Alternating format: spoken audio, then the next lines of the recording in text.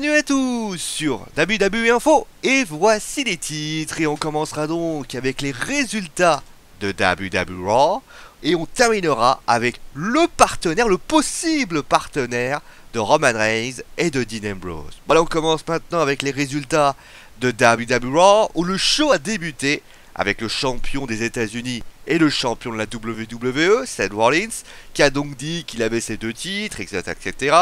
Qu'il a donc parlé de ces deux matchs qu'il aura à Night of Champions et qu'il réussira à battre ces deux monuments dans la même soirée. Sting est alors apparu sur le Titantron en montrant justement, en disant qu'il a cette statue, qu'il devrait peut-être aller la chercher. Et c'est alors que Sheamus apparaît et comme un malheur n'arrive jamais seul, il déclare que peut-être que Seth Rollins aura un troisième match à Night of Champions. Et d'ailleurs après ce segment, nous et Seth Rollins nous apprenons par Triple H que Seth aura deux matchs ce soir, un match contre Ryback et un match à 6, les New Day et lui contre les PTP et John Cena. Le premier match a alors lieu, Sasha Banks contre Paige et victoire de Banks suite à un petit paquet. A noter que Naomi a distrait Paige, causant donc le petit paquet et la défaite de Paige. Ensuite, Dean Ambrose et Roman Reigns ont battu facilement les Ascension grâce à un Dirty Deed. Et après le combat, la Wyatt Family est apparue et on dit que l'apocalypse était proche.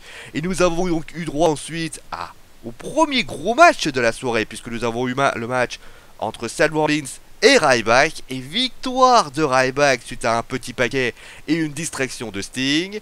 Et nous avons eu ensuite un segment après le combat, puisque les feux de l'amour ont repris, et oui, entre Summer Rae, Rusev, Lana, Dolph Ziggler, et Summer Rae a dit voilà, je m'excuse. Oui, je m'excuse d'avoir vu Dolph Ziggler tout nu, de l'avoir rien vu du tout, de l'avoir à walper. Et finalement, Rusev dit ce n'est pas grave, tu es victime, et dit c'est la faute du blond. Et justement, le blond, il arrive, il nie ses mensonges, rappelle que Lana s'est blessée, il dégaine un super kick sur Rusev. Bon voilà, le quatrième match oppose ensuite Randy Orton et Sheamus, épisode 2312, et victoire de Randy Orton suite à un RKO. Et après le combat, la Wyatt Family, étrangement, sont apparus et Braun Strowman a détruit Randy Orton. Le cinquième match est un match par équipe, les Dudleys face aux Los Matadores, et victoire des Dudleys suite à un 3D. Le sixième match oppose Cesaro au Miz, pas de vainqueur, donc double décompte à l'extérieur, puisque le Big Show est passé par là. Nous avons eu ensuite droit à un segment entre Nikki Bella et sa team, et tout ce qu'on a appris, puisque Charlotte est venue ensuite, que, Charlotte fera face à Nikki Bella pour le titre, pas à Night of Champions, mais bien à Raw. Et si Nikki gagne, donc elle bat le record d'AJ, et si elle perd, forcément tous ses rêves de Bellatron et de tout le reste seront réduits à néant. A noter d'ailleurs que pour marquer le coup, Charlotte a fait taper Nikki suite à un Fake Four par la suite. Et nous avons eu ensuite le main event, John Cena, les Printemps Players contre Seth Rollins et les New Day, et victoire de John Cena et des Printemps Players suite à un Double A.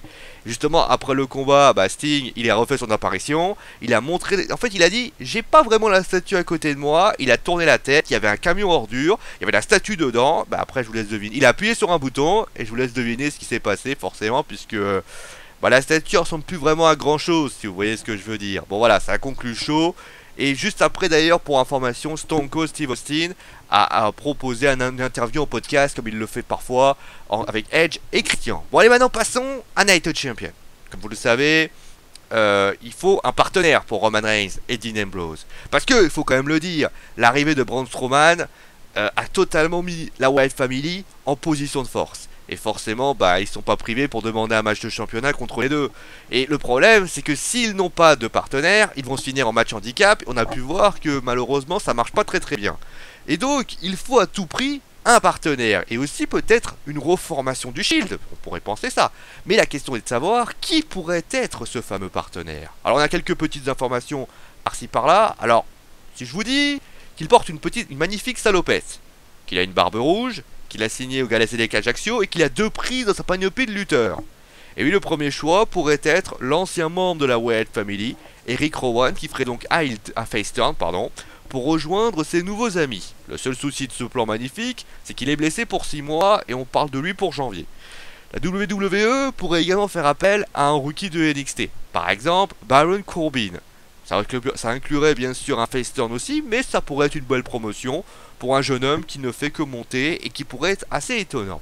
Mais on peut dire aussi que ça pourrait être Randy Orton, il a été attaqué par la Wyatt Family, et on peut imaginer qu'il pourrait être tout simplement le troisième membre de du Shield, plutôt de Roman Reigns et de Dean Ambrose. Bon, en tout cas, bon, la WWE a fait son choix. N'hésitez pas d'ailleurs à nous dire qui selon vous sera le partenaire de Roman Reigns et de Dean Ambrose. Bon, en tout cas, ce qui est sûr, c'est que elle devrait être annoncée soit à Raw ou SmackDown, ou tout simplement annoncée au dernier moment à Night of Champions. Bon, allez, on se retrouve donc, voilà, c'est la fin de ce WWE Info, hein, bah oui, c'est comme ça, hein. On se retrouve donc en fin de semaine, vendredi, on parlera des résultats de SmackDown et de plein d'autres choses. Bon, faites bien les fous, allez, ciao tout le monde!